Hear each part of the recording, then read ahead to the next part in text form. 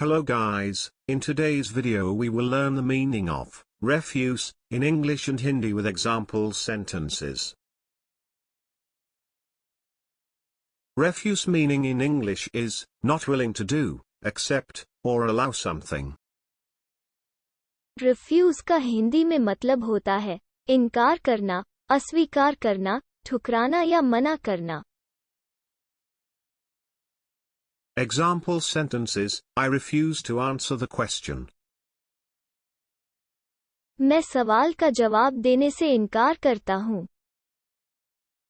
He cannot refuse if you ask politely. यदि आप विनम्रता से पूछें तो वो मना नहीं करेगा. I thought he refused to do that. मुझे लगा कि उसने ऐसा करने से मना कर दिया है.